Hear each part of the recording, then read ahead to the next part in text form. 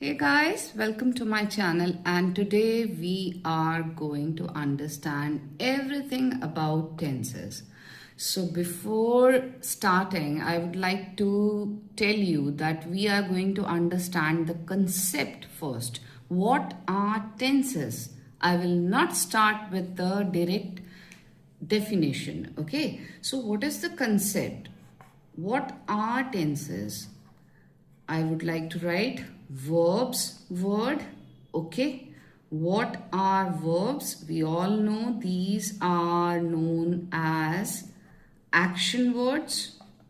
First thing. And do you know the other name? These are doing words. Now, why I'm telling you why I have begun with this verbs? Because this name is entirely related to this. So verbs are action words and doing words. Now, what is the concept? An action. That means action or activity. It can take place. Right? So, three cases are there. Right? It can take place in present time. It can be present time. Second case, something has already happened. That means past time. And something is going to happen. It will happen in the future. So, action can be related to present, past, and future. Still, I have not mentioned anything about this word. So, what is the thing we are going to conclude from this thing? That means now the concept is there of tense, the verb in use, okay, takes a particular form. The verb which is in use, it is going to take a particular form, and that form is known as tense. Okay, so I will be explaining with all the examples. Now let us understand this more and more. Now we have three main tenses. What are their names? These one. Simple present tense, simple past tense, simple future tense. So you must know the other names also. If it is simple present tense, it will be present indefinite. Present indefinite. So what should I write for the second one? Okay, if I'm using simple past tense, what could be the other name? Past indefinite. Okay, so it is quite easier to guess the third one, simple future tense. As of now, I have not mentioned exactly what are these. Okay, I'm telling you just the names. I'm going to explain at length. Future indefinite. Okay, now three categories are there, and we have to understand what is simple present tense with the help of definition, also by understanding it with the help of examples. Now the first is simple present tense, and we actually want to understand this, not to cram the definition directly. Present indefinite word is also there. I would like to tell you three sections of this. Okay. First is this kind of tense is used to express what is actually taking place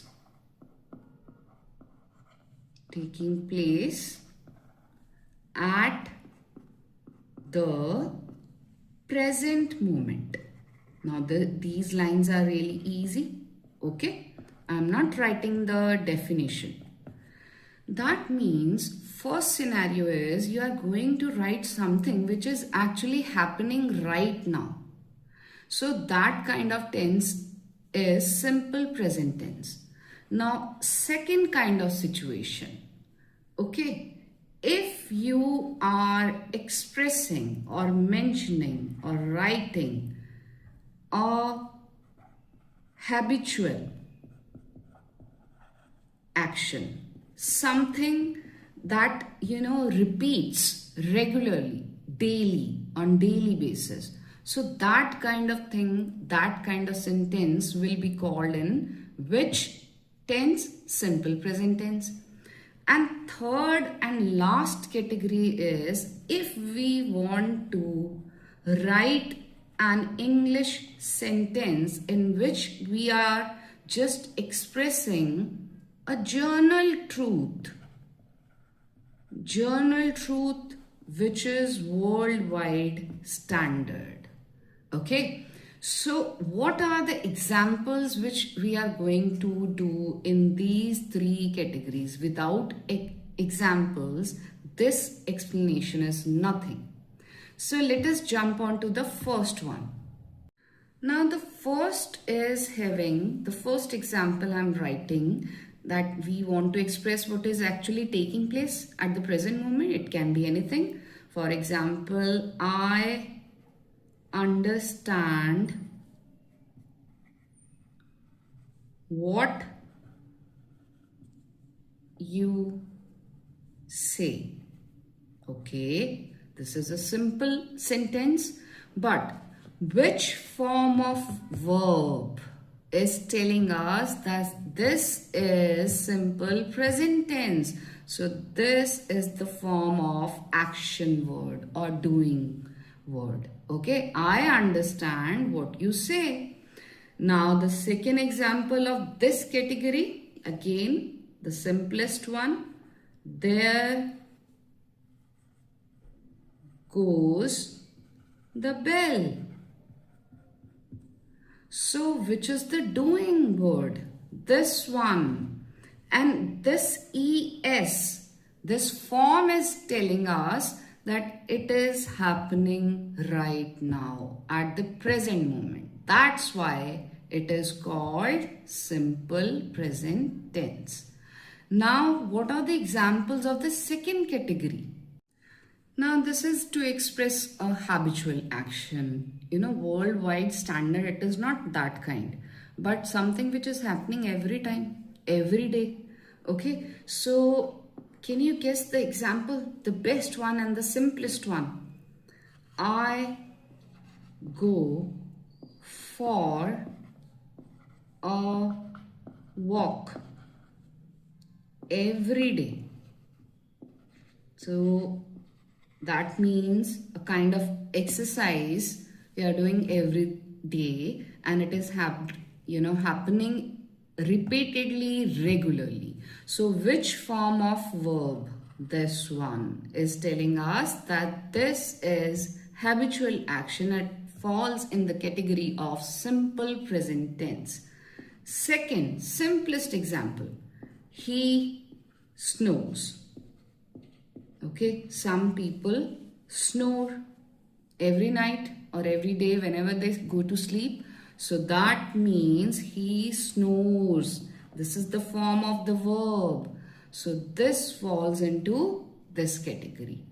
Now what could be the example of the third one? If you just recall, I wrote to express a journal truth. So what is that sentence which could be written, which could be worldwide true? Do you know the facts? There are innumerable facts. Okay, the first one is, everybody knows this. The first one, the sun, yes, you are absolutely right, rises in the east. So this is a fact, universal fact. Okay, and this is the form of the verb, and this falls into this category, and this is a subsection of what? Simple present tense. So, second example, can you just give me some hint? What should I write for the second one? Second one is also a fact. The earth revolves. What should I write next? Any guesses? The earth revolves around the sun. Okay, so this is revolves. This is the form of the verb.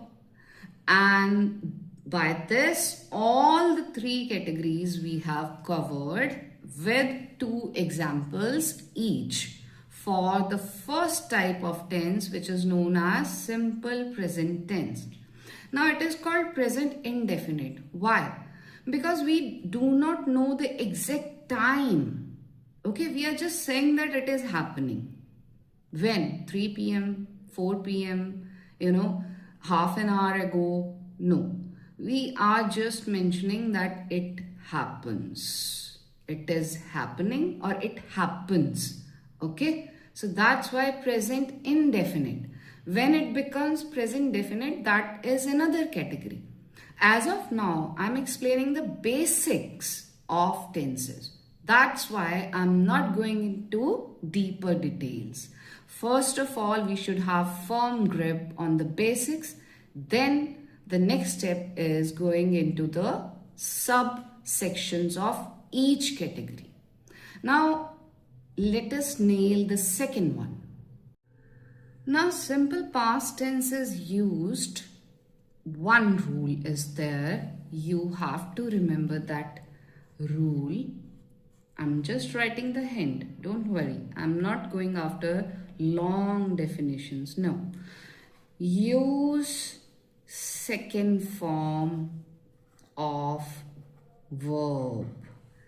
I told you everything relies on this word.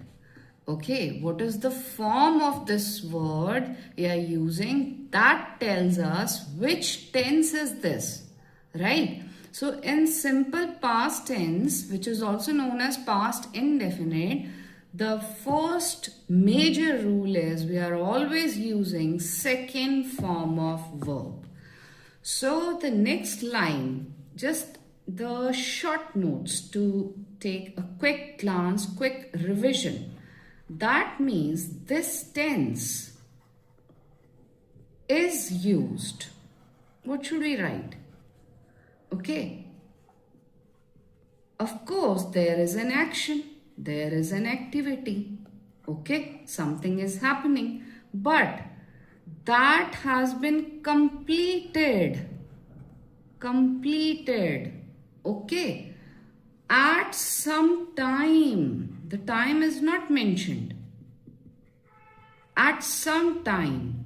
And when? In the past. That means something has already happened in the past, not present.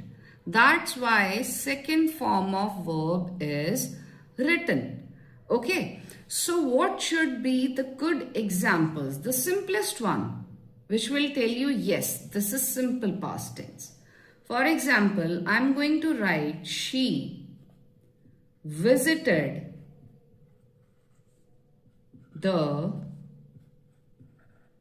Taj last year. Now here, which form of verb is there? This one. Visit is the main word. Visited is the second form of verb. And it has happened last year. In which month, on which time, etc., etc., not mentioned. Just a vague thing, She visited the Taj last year. But we are damn sure that this is past indefinite. Simple past tense. Okay.